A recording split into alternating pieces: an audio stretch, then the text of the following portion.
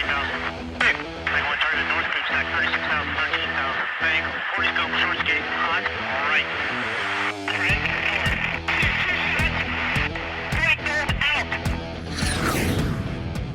This is the Be One Change One podcast, where our mission is to help listeners define values, practice integrity, and inspire change. Our vision is to mentor men and empower them to achieve more by taking responsibility for shaping their own lives. He's CAS, an evolving man who has been shaped by adversity and continues to grow through his imperfections. And he's Roscoe, an imperfect work in progress that tries to suck less every day. Between us, we have over 40 years of Air Force fighter pilot experience with countless hours as trainers, instructors, and mentors. Join us and learn to take responsibility for your own life as we dive into subjects from leadership to resilience to vulnerability. Be the one who changes their course. Be decisive, driven, and purposeful. Set the example for others. Lead. We wish we'd had this show when we were younger men. Be the one. All right. First Name Friday. First Name Friday. Welcome back. Yeah. Yeah. I was talking to Katie on the phone on the way over here, and she goes, you know what? I listened to your last First Name Friday, and you guys didn't mention each other's names one time. Why would we? She asked me if I had my stripper dollars, and I had them in my truck, and I fucking forgot them. So, oh, that's right. It's for here. Yeah. This is an IOU. This is better than money. Yeah, no doubt. Yeah, that's right. Those are IOUs, sir. IOUs. Those are better. It's better than money. All right, Paul. Well, so big picture overview. What are we talking about today? Yeah, so we again took some questions from listeners that we've gotten over time, and today we thought we'd talk not real specifically about goals, but we've gotten several questions about goals and goal setting. So we're going to kind of give a big picture overview on goals. I think we're going to do a separate episode maybe down the road. Yeah, kind of deep dive. Yeah, where we deep dive into goal setting and all of that stuff and get a little more granular. And then the second one we're going to talk about is one that kind of combines maybe couple different questions that we've gotten over the course of time. Yeah. And I just called it things you should know by the time you're 30.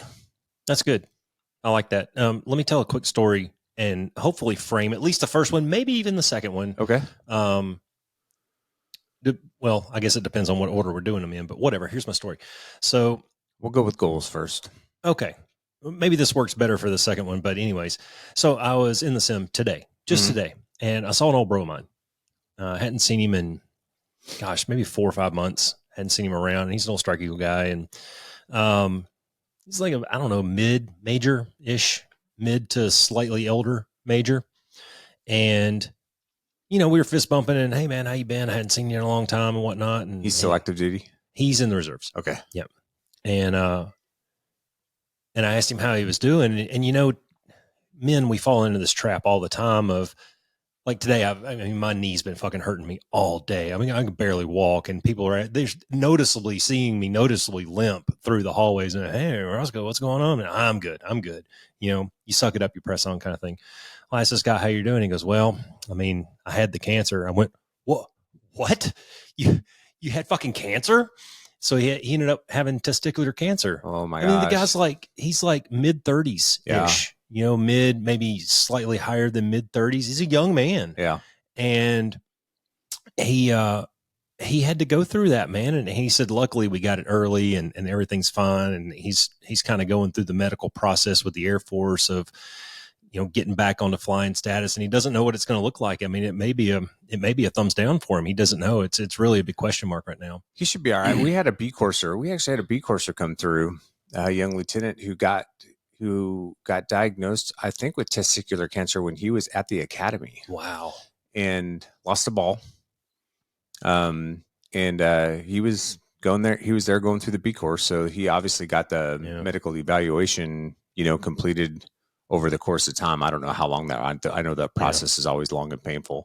But the best part of that story is for his naming on F-16s, when you just have one centerline bag, it's the B00 configuration, or as we'd like to call it, the Boo configuration. Yeah. That was his call sign, Boo, because he had a centerline bag. It's a single seat, single tail, single engine, single nut. Yep. It works. I like it. But in the context of what we're going to talk about today about goals and then shit you need to have figured out by your 30, man, this guy's 35, 36 years old. Yeah, that's a good point. And I got a couple of stats here that I pulled out just from some quick Google searches, and it says, we've kind of heard over and over that men mature somewhere around 27 years old. Yeah. Right. Well, then they said men peak. Their prime peak is somewhere between 35 and 38 years old. Physically, and hopefully not emotionally and mentally. Yeah. But for a lot of people, that's true too. Peaked in high school guy. Remember that brain guy? doesn't even start. Your brain doesn't even finish developing until around 25. Yeah. So 70% of people hit their happiness peak at 33. Mm-hmm. Think about that. So sad. Yeah, I know. Think about that for a second, man. And then 6% of people said college was their happiness peak, and 16% said childhood. Wow. 16 out of 100 people, 16 of them are peaked in high school, John.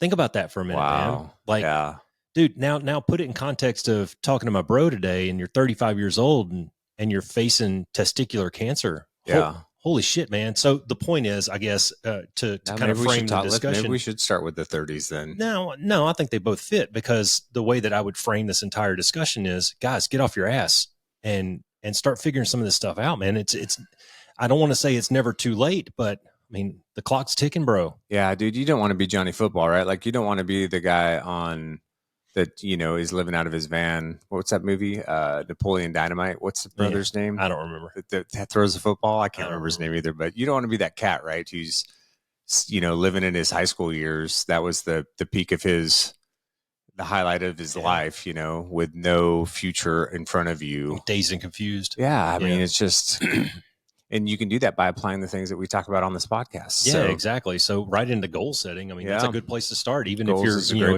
18 or 48, you can start with this. Yeah, absolutely. Because this is a process that never ends. I mean, Alicia and I, even as a couple, sit down probably, if not every half a year, at least every quarter, and kind of reevaluate. We always have goals for the year. And, some of that's, things we want to do financially. Some of that's things we want to accomplish relationally, or things that we feel like we want to work on, and things like that. And then I'm always doing that personally too, in different avenues, whether it's, fitness goals or financial goals or just personal goals, things that I want to work on. Yeah. There's always things that you can be doing and goal planning for. So now I think it's important to, on a personal level, have some things that you're working on. And if you're in a relationship, that, take that game to the next level as well. But Katie and I, we always try to have a 1, 3, and a 5-year plan, and we try to have a 3, 5, and a 10-year plan.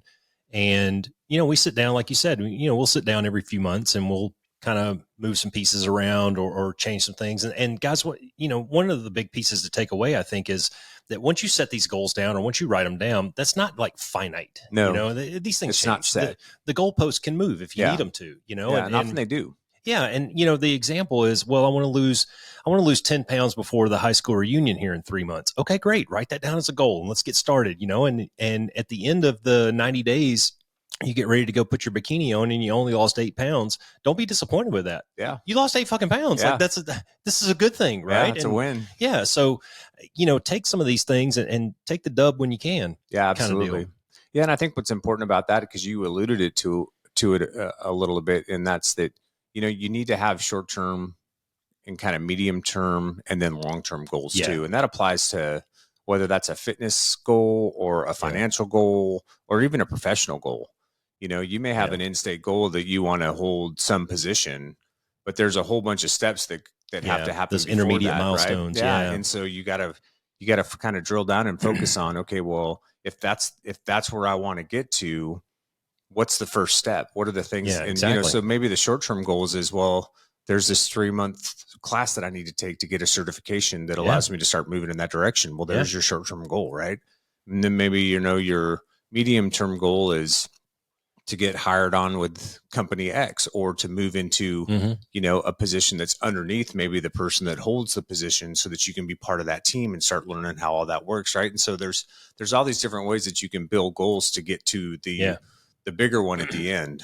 And I don't know about you, dude, but for me, the way I've always broken it down is short-term is kind of like 1 to 3 months, maybe 1 to 6, medium is kind of that maybe 6 to 18 months. And then the long-term is kind of that out to 3 years, 3 to 5 years kind of time frame. It sounds like you go longer than Well, that. it kind of changes though. It depends on what the goal is. It does. It depends on what you're working on. If it's a fitness goal, those are usually, I would say, probably less than 6 months because that's about my attention span anyway. Yeah. I've told you this before, where I kind of go through these like 4-month cycles where I'll hit it hard and balls to the wall for 4 months, and then I'll kind of slack off for about 4 months, and I'll do it again. And honestly, what I've found though is I get bored really quick with fitness programs, so I have to keep kind of changing it Mixing up. it up. Yeah. And training up for like the obstacle course races that I got into last year, that really energized me for some different things. And I was able to find new ways to incorporate my workouts and keep them fun and relative, and maybe not have that 4-month cycle, maybe turn that 4-month cycle into a 6-month or whatever. But if it's a financial goal, you may need a little bit longer for that, depending on what it is. Like if you want to save money for a house, you might not be able to do it in 3 months. Right. This may take a couple of years. Yeah, absolutely. So I think short-term and long-term may be kind of relative depending on the goal. I agree. And I agree with you too. I think it's important to write them down. Yeah. And I think especially with goals that you're focused intently on in the moment, you need to write those things down, and you need to have them somewhere in the house where you have to look at them every day. Or maybe you have a morning ritual when you sit down with your first cup of coffee, you open up your little folder or your little notebook and you review those things to keep them fresh in your mind so that you have intention in how you're moving out about your day to go get after those things. Yeah. I'm right now I'm reading Arnold Schwarzenegger's newest book called Be Useful. And he has a whole section in there about how he did exactly that. He had a poster up in his room that reminded him why he was going to the gym for 4 hours a day, twice a day. And the guy was very goal oriented. He was very driven. I mean, obviously he's very talented as well. And that helps. If I go to the gym for 4 hours a day, I'm going to be a puddle of mush. Yeah, you will.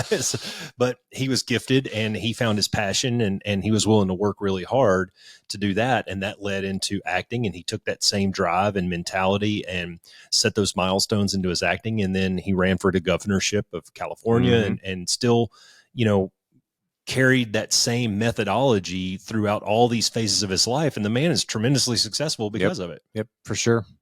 So you want to go over SMART acronym again? I know we've talked about it before on the podcast, but I think it's very useful when it comes to goal planning.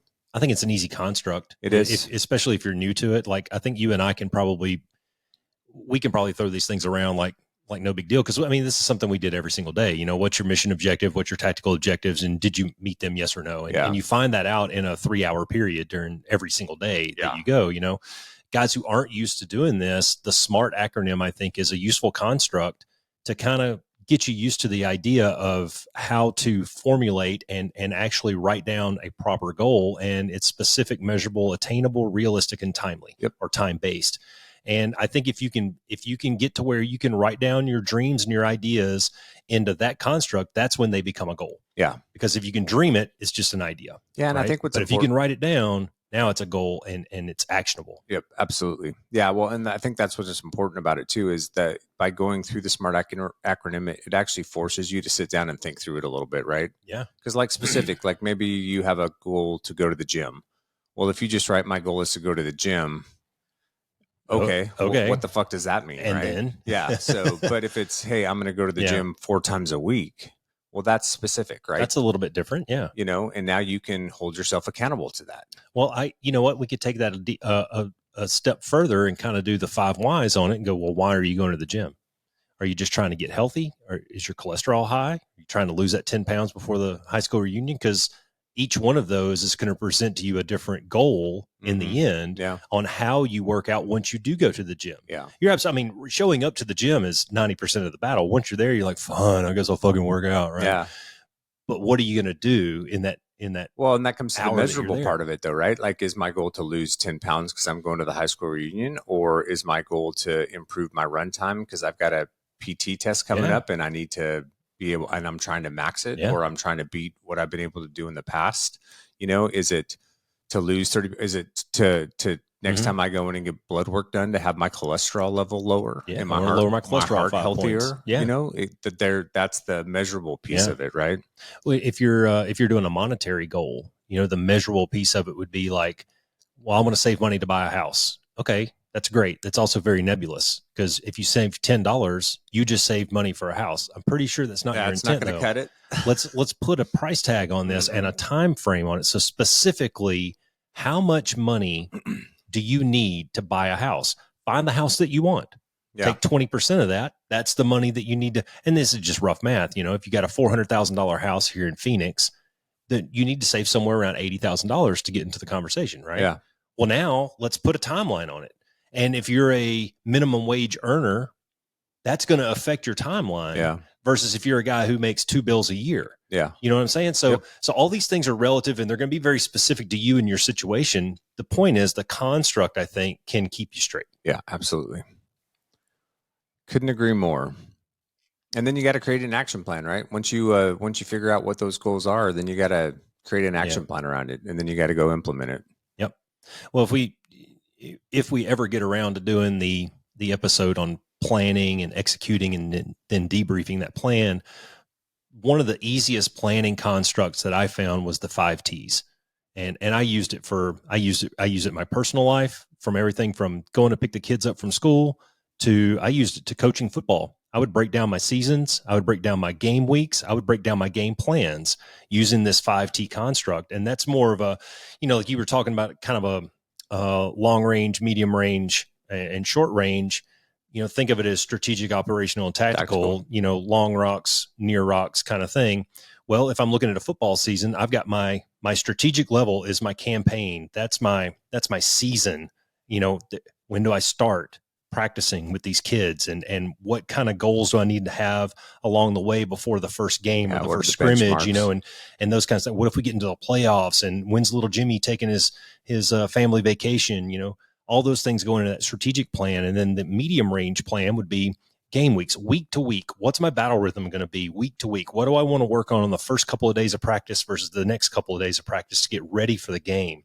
And then game day, you got 60 minutes, your tactical game plan, and so it's the time is kind of given to you in that construct. And now you have to fit the other widgets into that. Yeah. And that kind of goes back to what you were talking about earlier. Yeah. And I think it's important to make a plan too, because if you sit down and you list out like just a ton, let's say you make a list and there's 20 goals on there, but you don't take the time to like bin those things or kind of organize them, then I think it can get really overwhelming. So that's where you're talking about, break it down into the short term, medium, long, and then organize them in those buckets, and then figure out which one you want to attack first and start to go after that tactical game plan around it. Yeah. And what I failed to do in that whole rant earlier was I mentioned the 5 T's, but I didn't say what they were. Sorry. So it was task, target, threat, tactic, and time. And I would literally, I can show you this. I've got a folder that's this fucking thick with nothing but football stuff in it from 7 seasons of coaching. Yeah. Right. And I can show you in notebooks and in these packets, I can show you where I wrote down those 5 T's and started filling in the blanks. Yeah. And guys, that's really whatever it is that you're thinking, saving money for buying a house, losing the 10 pounds before the family reunion, whatever it is, write those things down on a piece of paper. Task, target, threat, tactic, time. Write those down, and then just start filling in the blanks. And you're going to have to bump them down because they start filling up. Yeah. Right? Do it on a Word document and start filling that shit up. And before you know it, by the time you get to the end of it, like that, when you go through the task and the target, that's kind of the goal setting piece of it. Yeah. So your task is going to be the goal that you've set out, and the target is probably going to be your intermediate milestones that you have to meet to get there. Mm-hmm. Example, you want to get in 5 years, I want to have a job that pays $100,000. Well, how do you get there? You probably need to go to college, man. Yeah. Or do some kind of higher education program, certifications and whatnot. Well, how do you pass that? Break it down to semesters. Those are your targets. Oh, break it down a little bit further to midterms and finals. Break it down a little bit further to your weekly assignments. Those are your targets that help you meet your task. Yeah. And that's kind of how I would break that down. And then by the time you get down to the tactic and the time, that's where you're starting to do the planning piece of it. That's how do I attack this problem? Exactly. That's the action piece of it there, is that when you pick your tactic and you implement the time frame for it, like I'm going to start 75 hard tomorrow. This is my attack plan for it. This is my tactic that I'm going to use to win every day. That's the action plan that you're going to put in place that you're going to then debrief later on. Yeah. Yeah, and that's the biggest piece of it at the end too, is you got to reevaluate. You got to reevaluate and assess your progress as you're going through it, make pivots when you need to, readjust timelines if you have to. Not because you're not doing what you're supposed to be doing, but maybe you were a little ambitious initially, or maybe there's a change that happens in if you're saving for a house and your wife works and then maybe she loses her job. Well, that could set that timeline back a little bit, right? And so you may have to pivot, you may have to reassess, but when you do, don't just drop the goal. Reassess, figure out the new game plan, and then press forward. I'm about 2 weeks into a training cycle for a Spartan race that I was going to do here at the end of February. Yesterday, I'm at the gym running on the treadmill. I'm at 2.9 miles of a 3-mile run on the treadmill. And at 2.9 miles, something popped in my knee, and I haven't been able to walk for about 24 hours now. Yeah. So guess what? That Spartan race, that goal is probably going to get punted down the road a little bit. Yeah. There's another one coming up, and I'll get there. But these are realistic things that may interrupt, and those are the threats. Yeah, those are. That when you look at the 5 T's, those are the threats. These are the barriers to success that you have to think about, and you have to think of the seen and unseen, and the contingencies, and the what ifs. And we talk about the most likely course of action, and the most dangerous course of action. The possible versus the probable kind of stuff that's going to happen on your timeline that you set up. You want to save money to buy a house. You need somewhere around 80K to do it. What's a reasonable timeline based on your level of income? Well, only you can answer that. Yeah. Maybe it's 5 years. Maybe it's a little more than that. Maybe it's less than that. Well, what if one of you loses your job? What if you both lose your job? What if you both get promoted? Yeah. I mean, there's a whole matter of things that could happen in here, but as long as you've got that timeline and that goal written down and set out there, now you can adjust and you can move those goalposts. Yep, absolutely. Good shit. Sorry, I get fired up. No, it's okay, man. Yeah, and again, I think the important thing too is just to, when you do go through this process and you start to put maybe these lists of goals together, take the time to go through them and bin them properly, right? Because you want to start with the smaller ones that are going to bring success, and help you move down the road to achieving what those medium range and then what that end state maybe objective or goal is. It's like we've talked about before, when we got in the Air Force to go to pilot training, it didn't start with, well, I'm going to go to pilot training. There was a whole bunch of shit that we had to do in between all of that to get to that end state. And then that was just the beginning of, you got to graduate OTS first. Yeah, right. So you got to get to OTS first. Your focus. And that's the thing, man, when you're setting these long-term goals out there, a short-term goal, you can kind of look at the finish line and see it. Yeah. Right. But a long-term goal, something that's, I would say, a year or more in the future, it's very hard to focus on that finish line, and you'll get nothing but frustrated. Yeah, and you can. There's a really good movie out there called Brittany Runs a Marathon. And if you haven't seen it, it's so awesome, man, because it's exactly what we're talking about here. Yeah. And she gets a wild hair up her ass and wants to go run a marathon. She barely gets down the block the first day. She puts on all her shit and she goes out there, and she's kind of a fat roly-poly, right? And so she takes off jogging. She gets like 50 fucking feet and she's doubled over, and she goes, well, that didn't work. Yeah. So what do? You go back to formula, right? Today I'm going to jog to the end of the block. Tomorrow I'm going to jog to the end of the block and back. Tomorrow I'm going to make it around the block, and start just building slowly. And, That's right. On the podcast, we talk about being 1% better than you were yesterday. So push your limits a little bit. And before you know it, she ran a fucking marathon. Yeah. And that's the thing too, I would say is, don't be afraid to dream big and have those in-state goals be large. Yeah. Like, don't make them absolutely crazy. Like, don't go, okay, well, by the end of the year, I'm going to be a billionaire. Unless you're in a position where that's feasible or attainable, right? Go back to the SMART acronym. It has to be attainable. Realistic, yeah. But at the same time, don't be afraid to set your sights on something that may seem like it's beyond comprehension or it's too big to reach, because you can get there. You just gotta nug through all the incremental steps to get there.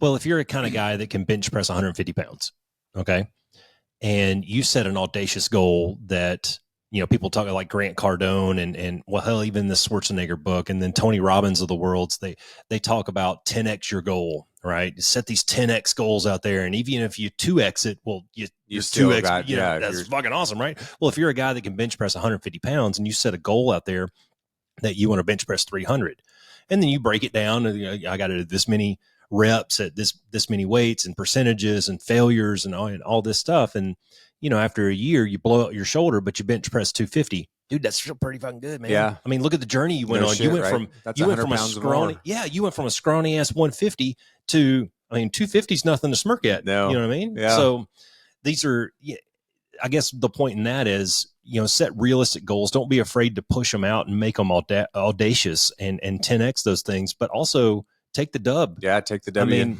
seriously, like if you lost 8 pounds, guys, I'm not good at this. Fuck. Speaking is hard. Words suck. If you lose 8 pounds before your high school reunion, dude, you're 8 pounds thinner. Yeah. I mean, what's that do for your circadian rhythm? What's that do for your health overall? Yeah, what's that do for your sleep habits? What's that doing for your hydration and your joints? And I mean, everything that you're carrying around with you, man, that's a really good thing. It is. Take the dub. Yeah. And if you don't think it is, grab a 10-pound dumbbell and walk around with it all day and see how you feel at the end of the day. This is exactly why I do most of my walks and jogs out in the desert. I do with a 20-pound weighted vest because it reminds me to not be a fat ass. Yeah. That's good, man. You don't want to you don't want to gain 20 pounds and have to carry this around every day. Yeah, that's exactly. Right. Yeah. There you go. Anything else on goals? Well, I'm sure. To bring up? I mean, for this conversation, I say we keep it there, man. That's a pretty good wave top discussion. Yeah, and we'll drill down on it in another episode, and we'll do a whole other full episode on goal setting. Go through some exercises and examples and stuff. Definitely. Yeah. All right. So the next thing we're going to talk about is things you should know by 30, Paul. I did that. I said, Paul, I didn't say. Did you bring your stripper dollars? I didn't say the other one. I got a whole drawer full of them in the other room. I'm going to stick to my tactic of not using first names or names at all.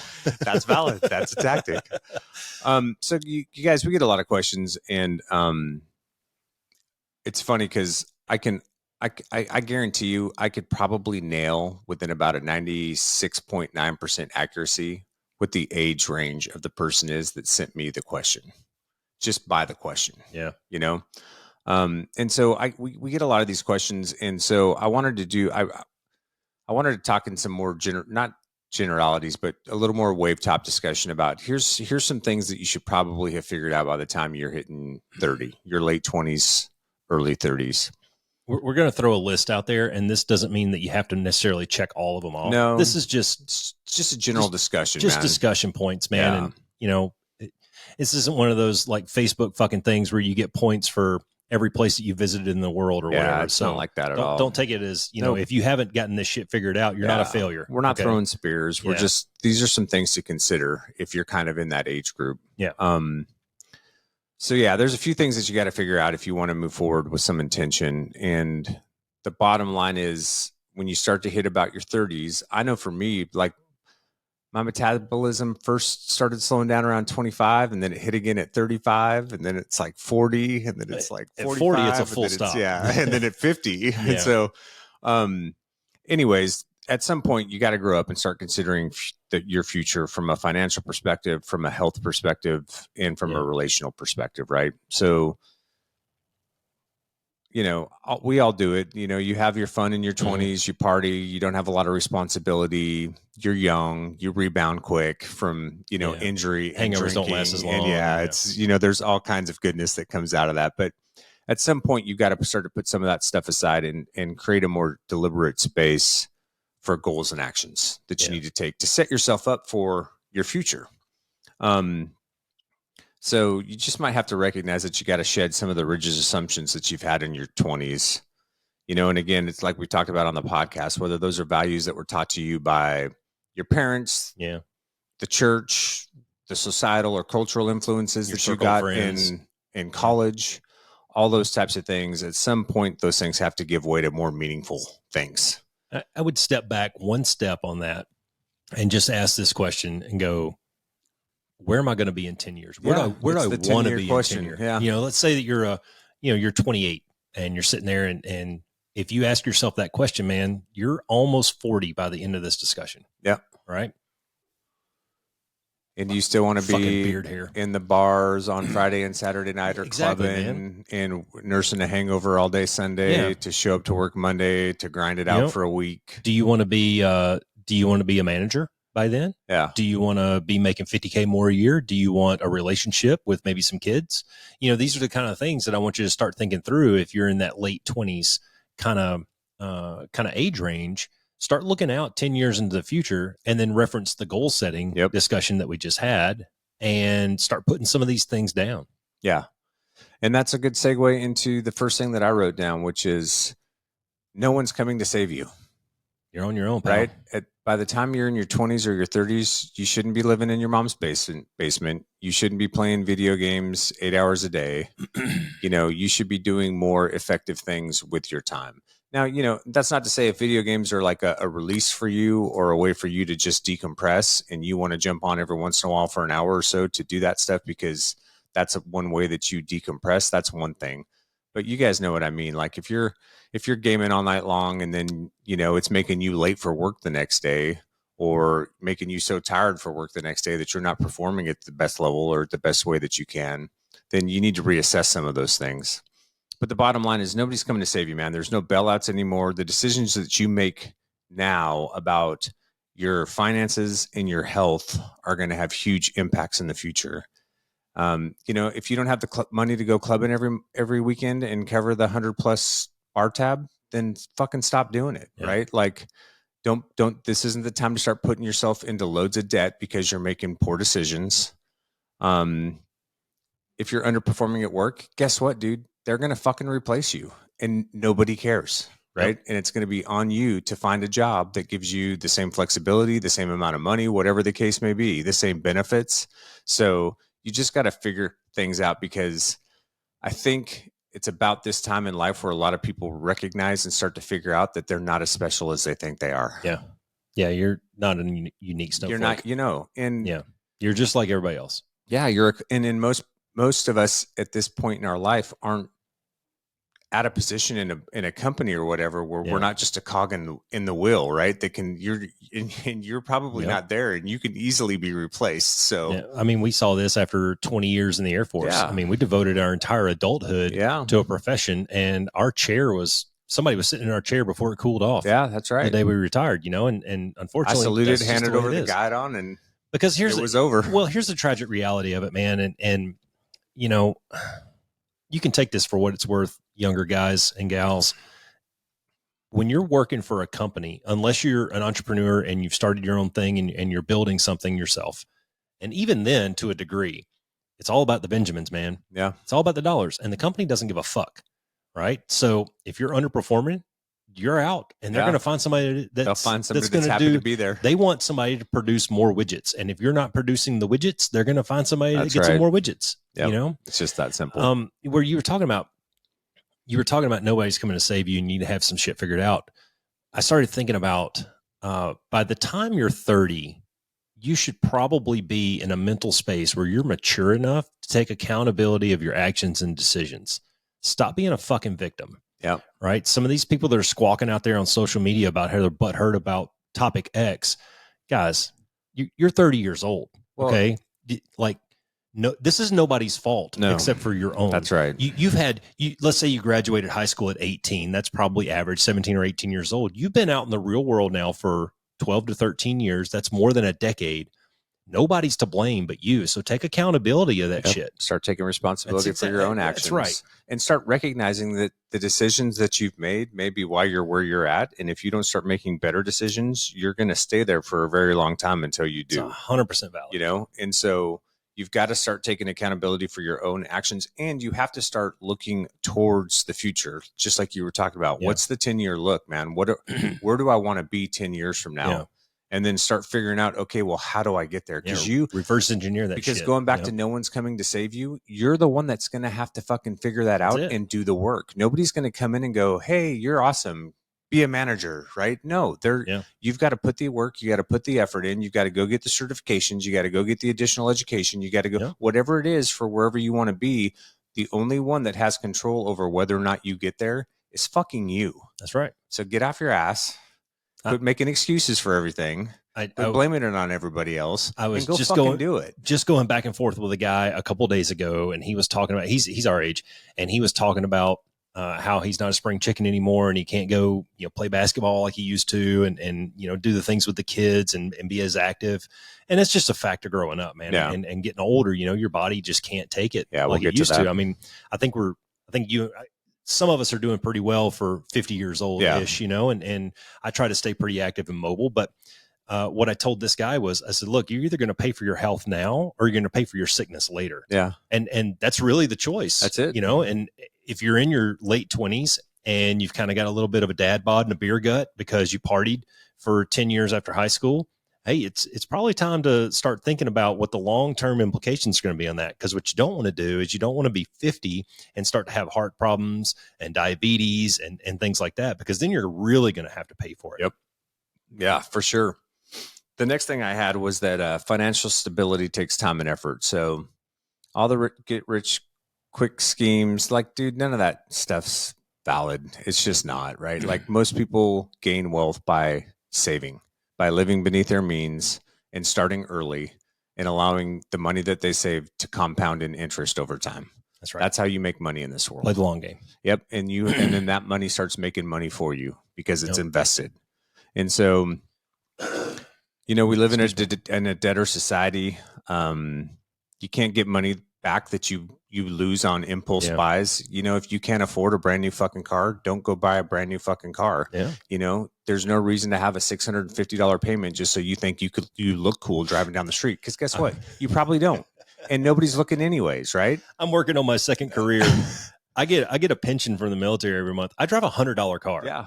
I bought a car for $100 and I drive it like a rock star. I love my hoopty. Yeah. But that's my point, right? You got to buy what you can afford. So, maybe you can't get the brand new Honda CRV. Maybe you need to go buy the $5,000 19 or 2001 Honda that has 180,000 miles, but it'll probably still run for another 70 until you get yourself to a place where financially you can do something different. I just got a text from Fourth Kid that he's about to start his road trip from Fort Walton all the way out here. And guess what he's driving? He's driving a 2009 Honda CRV. Yeah. It's got 180,000 miles on it. Thing runs like a champion. Yeah. Yeah, dude, don't chase the status symbols out there. Like,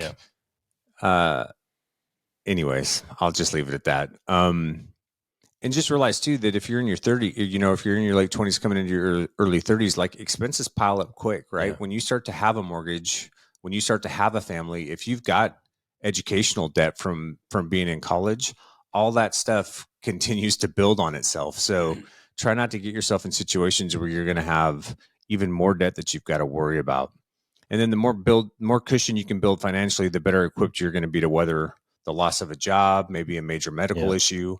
And I get it, you guys. When you're in your 20s, you may not have a lot of additional income, but if you take the time to sit down and do a budget, figure out what you can do and live within your means or underneath your means, even if it's just a couple $100 a month, if you can just start squirreling that away into investments and savings, emergency fund first, and then into investments for savings and for retirement, over the course of the next 30 years of your life, you're going to have a real good chunk of change that's going to be sitting there for you because of really good decisions that you made 30 years ago. Yeah. And that's what I'm trying to stress right here. We hit a lot of that on the financial discipline episode that we did a while back. We did. And when you're young, like, I've got an 18-year-old that I'm mentoring right now who's an Airman Basic in the Air Force.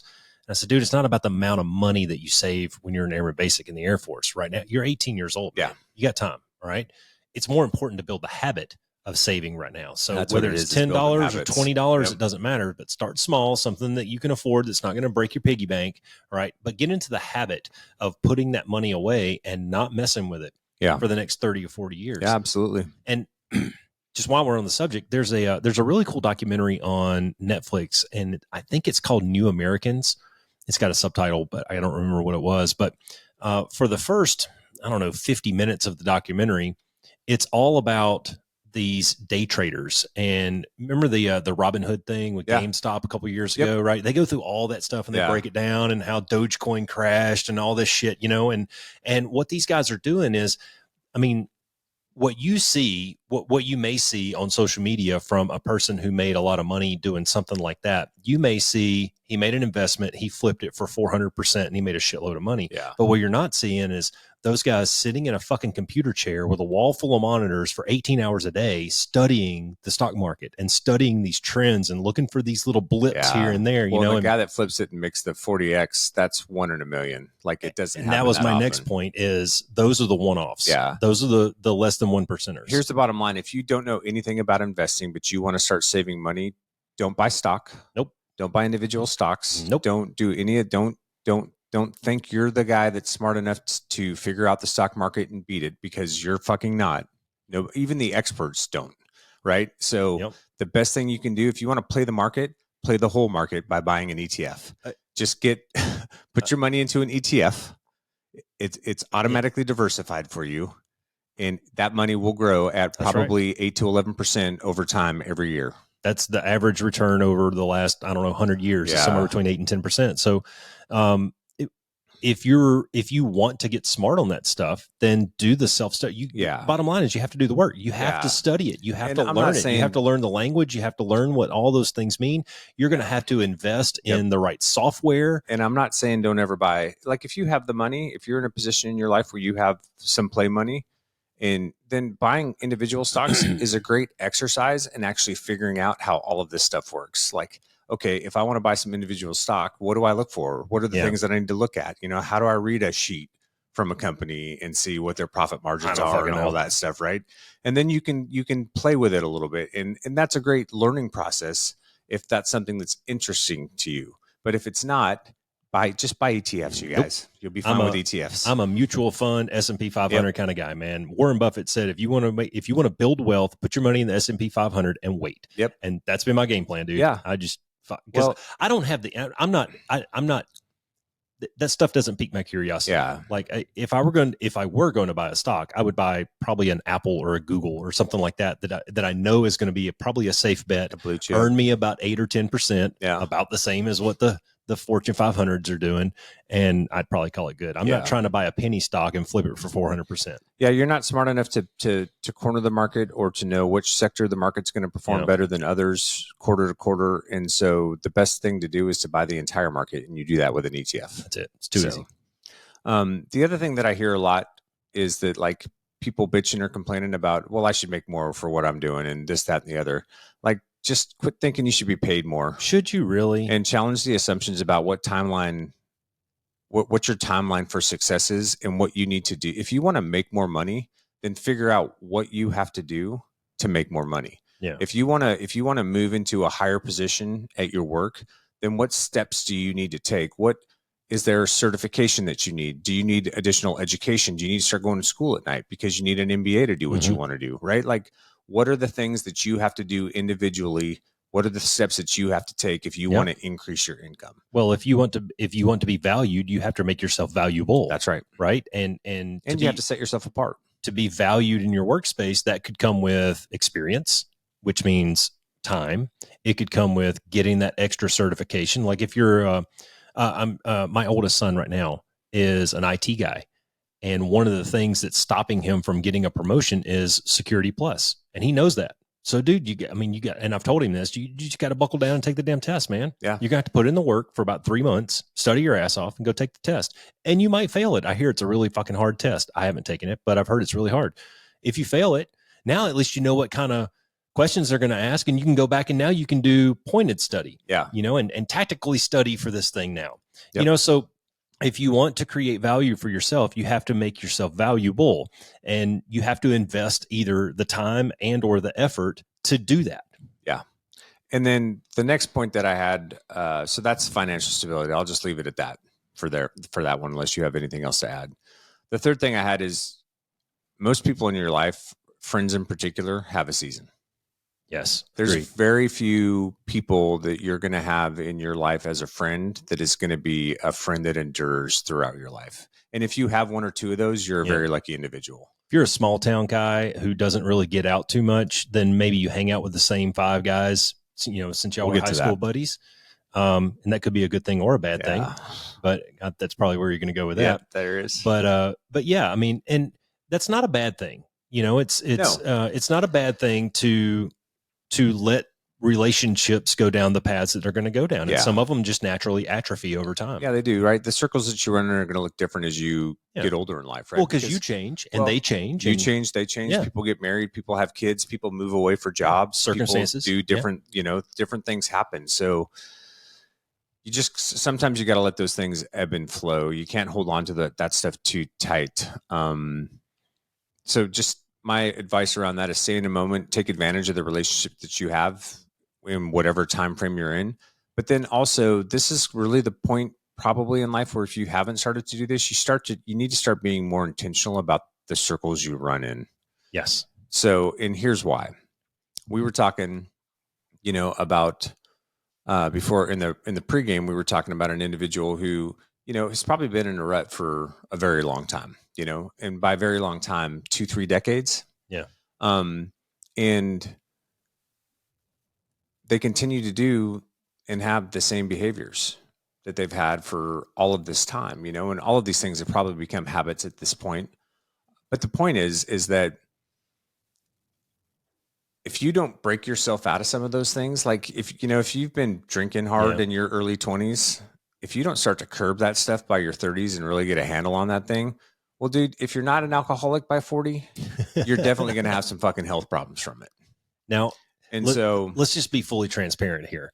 All right. You're talking about two guys that, I mean, every day in a debrief, we would go get the Jack and Coke. Yeah. I mean, there were days that me and Sherpa would take the bottle into the debrief with us. So guys, take this with a grain of salt. It is with a grain of salt. Some of this is, what I should have done, not what I did kind of thing. Sure. But yeah, you're absolutely right, man. Breaking those habits at some point, the bottom line is you're either going to change or you're not. Yeah. And only you are going to be the one to blame at the end of it for the plight that you may find yourself in. Yeah. You're either going to pay for it now or you're going to pay for it later. And the same is when we're talking about the group of people that we hang out with. If I'm standing around a group of people and I notice that I'm wanting to go over here and they don't want to go, well, now I have a decision to make. Yep. Do I go off on my own and continue my journey, or do I hang out with the crowd? Yeah. And that's what I'm getting at, right? So if you're surrounded yourself with people who maybe aren't as focused as you, maybe aren't as goal oriented as you, maybe you want to get into fitness, but none of your friends work out. None of that close circle is interested in going to the gym. Well, maybe it's time to find some friends who do, or go to a gym and meet some people and start hanging out with that crowd and learning from them, and getting circled around by folks that are going to promote you in that, right? Because that's what's important. Those are the things that have to happen.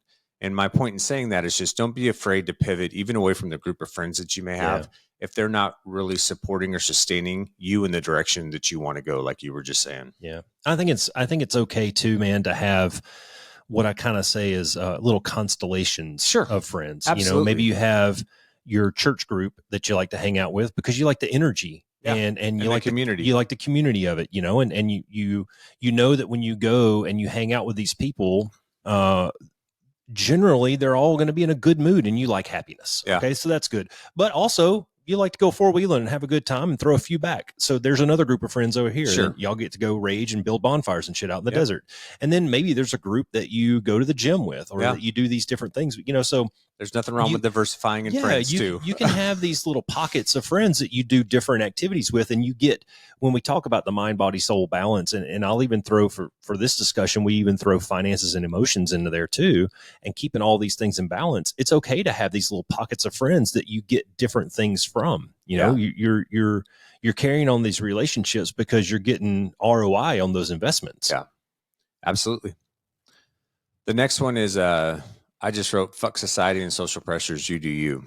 And what I mean by that is, I think oftentimes when we're younger, we kind of pigeonhole ourselves into whatever box was created for us about what we should be, or who we should be, or what direction we should be going with our life, things like that, or just the societal and cultural pressures that come with, well, this is what I'm supposed to do in my 20s, and this is what I should be doing in my 30s, right?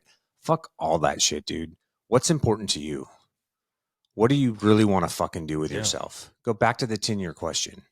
Yeah. What is that? Like, take some time and figure it the fuck out, and then get a plan together, set some fucking goals, and go do it. Yeah. Because after 30, the horizon line for you to get all that shit done that you may need to do to get to where you want to be gets all it does is get closer and closer, right? Yeah. It just gets harder and harder because life happens, right? Yeah. You get married, you have kids. You're never going to have as much time if you're single right now than you do right now to do these things. Yep. And you have a choice to make. Are you going to go fucking party and drink all the time? Or are you going to sit down and do what you need to do and spend your time where you need to spend it to get to where you want to be? Right? Hey, we've all been there, man. Like, we have. I keep telling my kids the story over and over and over again about how there was about 2 or 3 years there where I didn't watch football on Sundays because I was in the library studying, because I was going to school, and I had some targets that I was trying to hit, and I knew that I had to make those those little sacrifices. That's just one little example. But as you're going through life, you're going to have phases like that you're going to have to tell people no. Like, I'm sorry, man, I can't go on this trip with you, or I can't do this thing with you because I have these other things that I'm working towards and that I'm working on.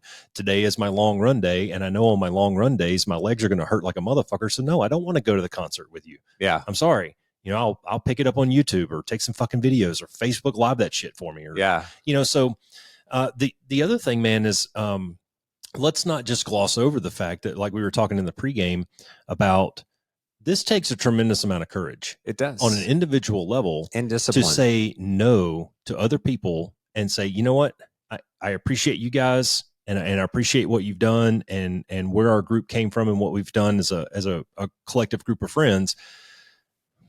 But I'm going somewhere else, man. Yeah. And you guys can come with me. Yeah. You absolutely can. In fact, I encourage you to. But I got some other things that I'm working on. Yeah. And we'll see who was right or wrong in 10 or 15 years. Yeah. Maybe I'm wrong. I've made some bad decisions. And a couple of years ago, I was having a conversation with a guy and I made a decision based on my gut and what I thought was right. And I think I'm going to have to go back to him here in about 6 to 9 months when my contract is over and tell him, yeah, you were right. I was wrong. And that cost me about $7,000. Sorry. I probably should have listened to you or, weighed the advice a little bit differently, but you're going to have to do some of that. Yeah. You're going to have to eat some crow. You're going to have some humble pie. You're going to have a lot of courage to make some of these moves, and we'll see how it works out in the end. Yeah.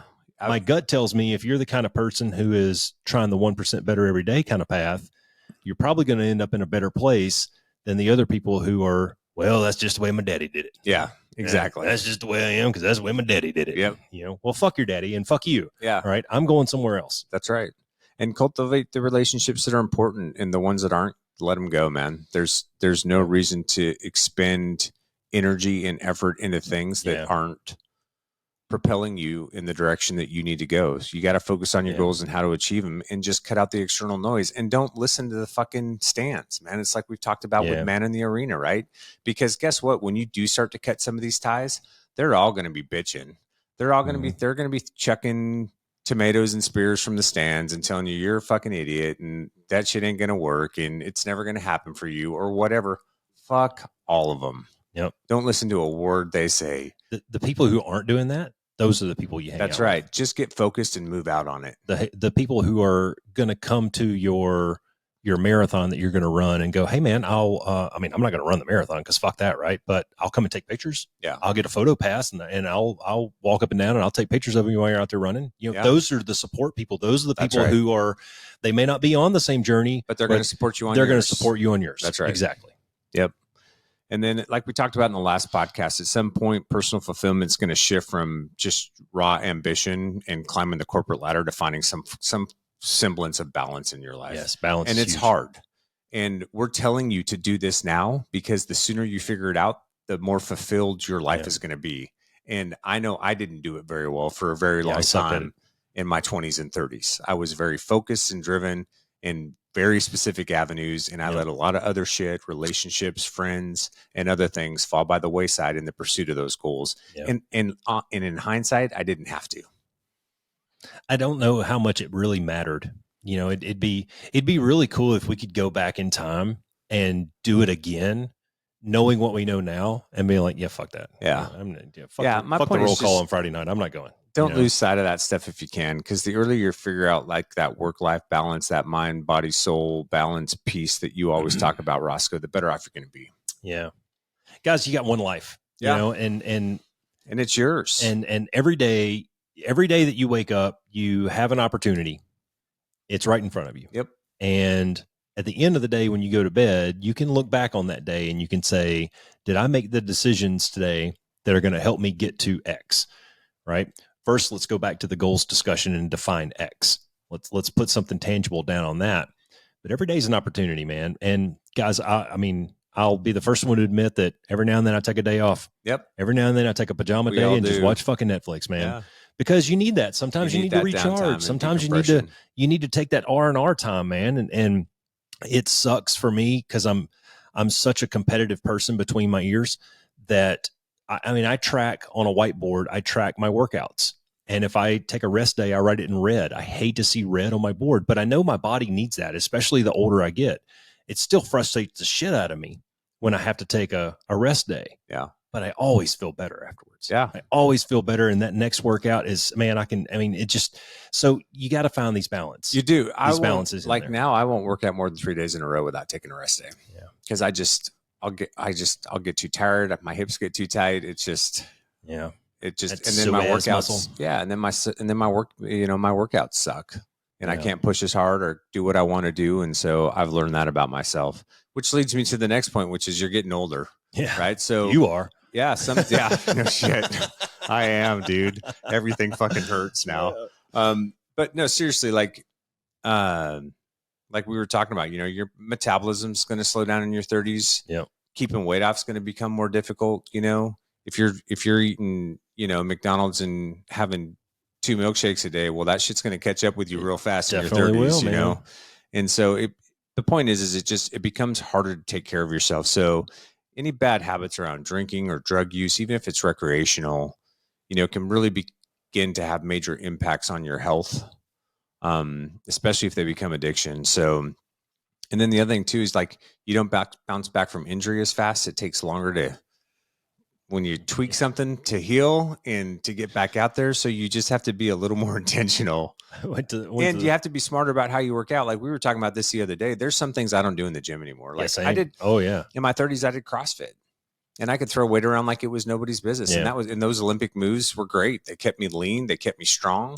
Dude, I would probably fucking throw out my back. I would break in half. I would probably too. Right. Yep. So like, I don't do CrossFit anymore. I don't do, yep. I mean, I still do some Olympic moves, but I'm not doing near the weight that I used to do. Right. And like, there's certain exercises I know I just can't do anymore. But let's go back to goal setting. Yeah. Right. And let's just really frame the whole fucking thing, man. And what is our physical goals now that we're, 50 or approaching?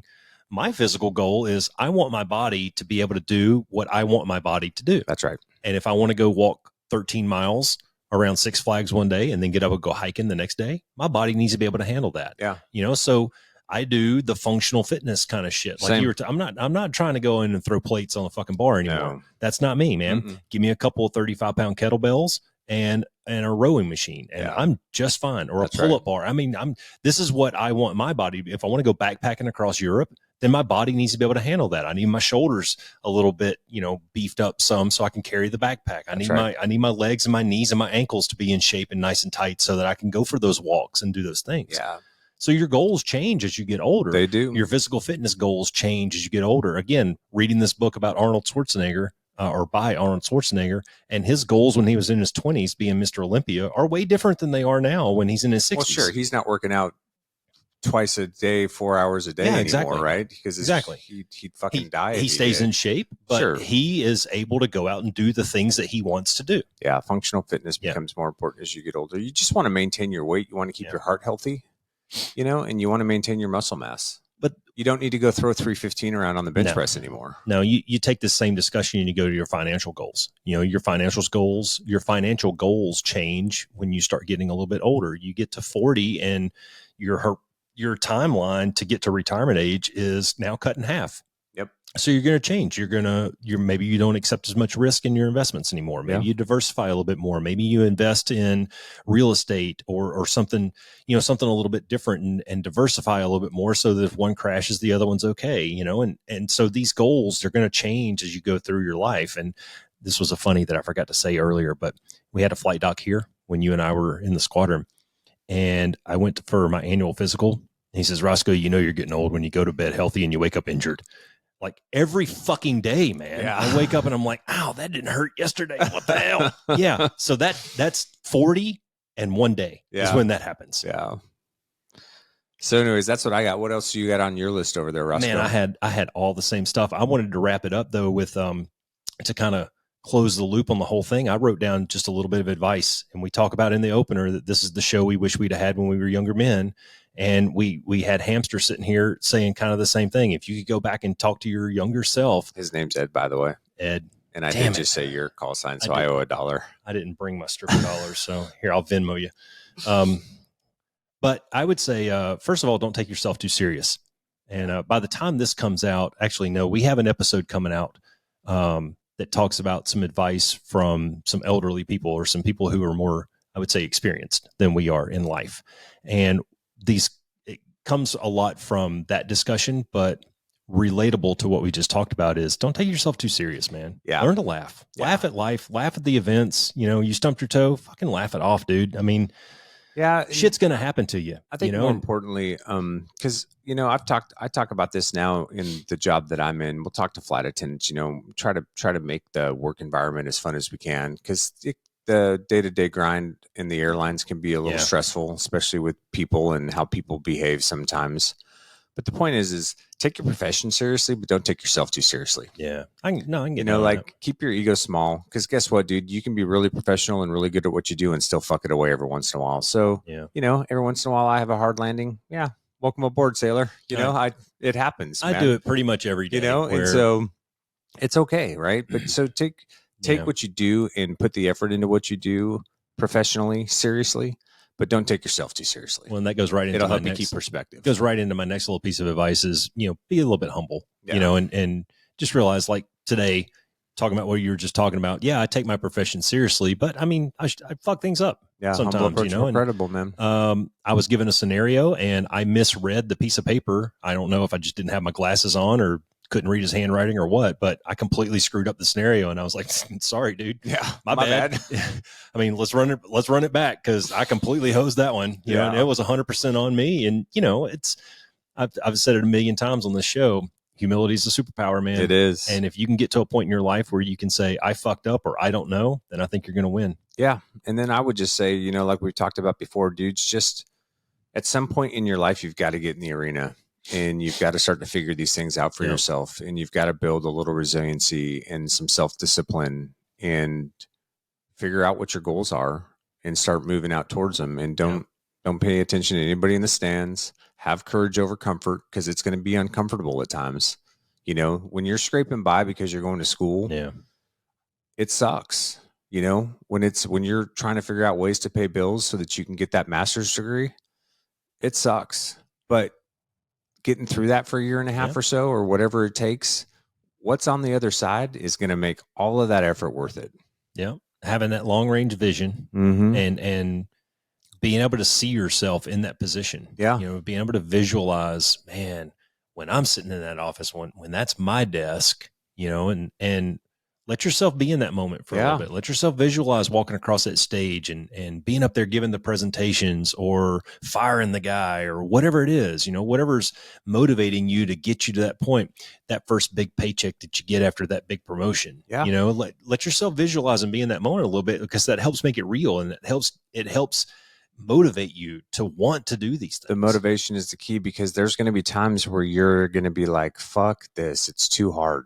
Right? Like, this is just too much. I can't do this anymore. I can't keep grinding like this. Right. But, you got to find ways to motivate yourself in those moments to keep pushing forward. I mean, we've talked about this on the podcast too. When you're a young lieutenant, you can go play foosball and eat popcorn and drink a beer in the bar, or you can get your ass in the fucking vault and study. Yep.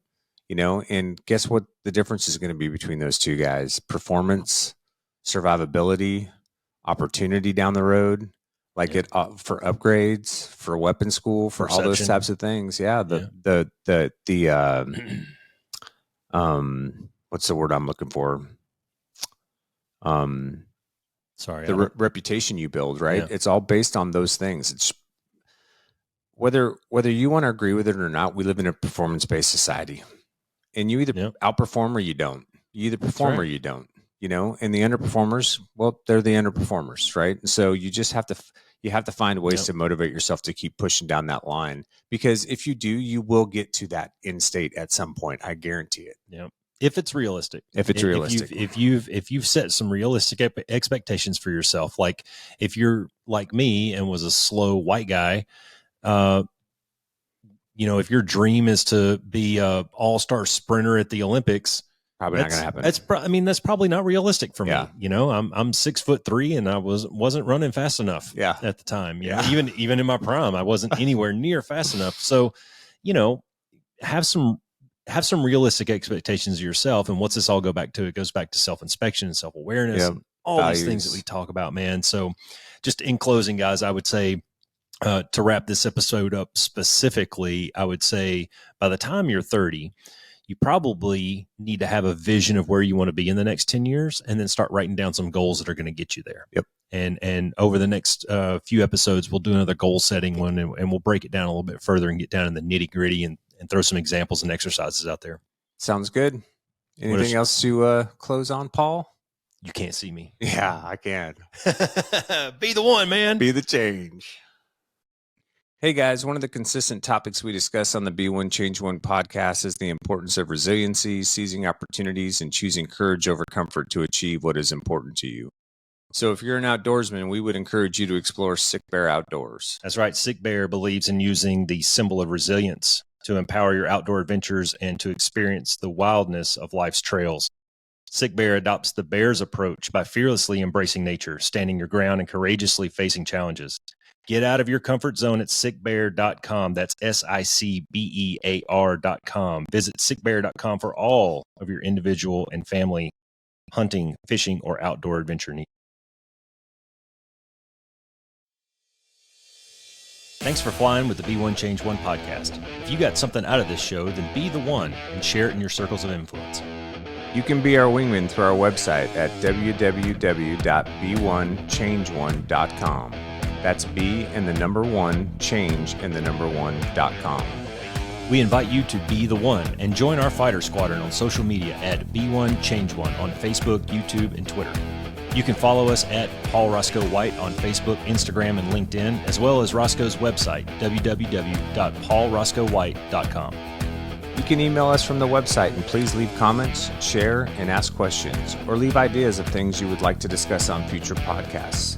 Most importantly, be the one that helps us win the algorithm by leaving a review on whatever platform you're listening on. Thanks for joining. Until next time, be the one.